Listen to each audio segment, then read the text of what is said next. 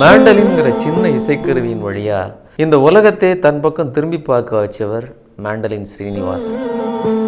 கல்லீரல் கோளாறு காரணமாக உடல்நிலை பாதிக்கப்பட்டிருந்த அவர் 19/9/2014 அன்னைக்கு அதிகாலையில் மரணம் அடைஞ்சிட்டாரு. இந்த துயர சம்பவம் இசை ரசிகர்கள் மத்தியில் பெரும் கலக்கத்தை ஏற்படுத்தியிருக்கு. There is a big shocking news for me. I lost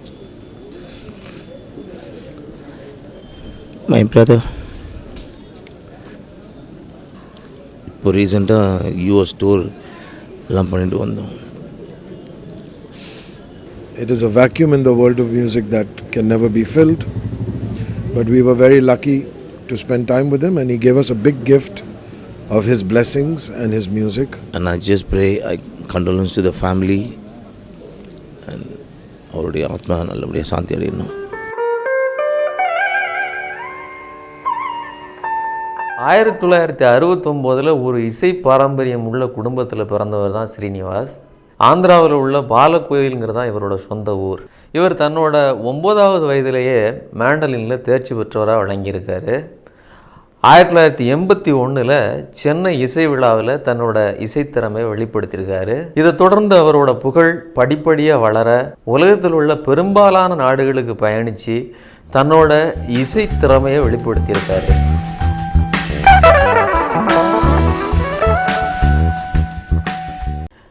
ஜெர்மனியின் தலைநகரமான பெர்லினில் நடக்கிற ஜாஸ் ஃபெஸ்ட் பெர்லின்கிற இசை விழாவில் தன்னோட மேண்டலின் வழியாக இந்திய பாரம்பரிய இசையை வாசித்து காண்பிச்சிருக்காரு.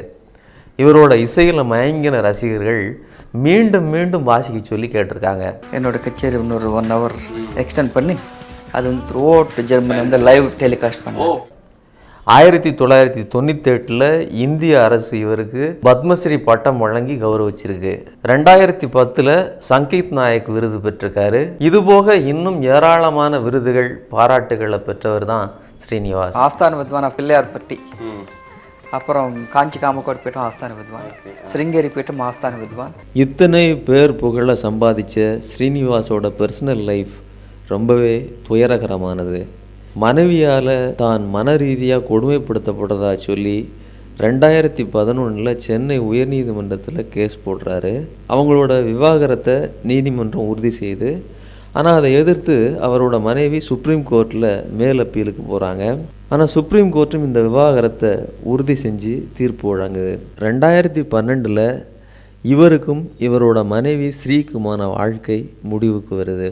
வெறும் 45 வருடங்களே வாழ்ந்திருக்கிற ஸ்ரீனிவாஸ் மிக பெரும் புகழையும் அதே நேரத்தில் மாபெரும் மனவேதனையும் ஒரு சேர அனுபவிச்சிருக்கிறாரு.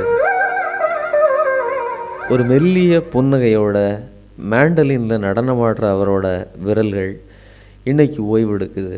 ஆனால் அவரோட இசை ஒருபோதும் ஓய்வெடுக்கிறதில்ல.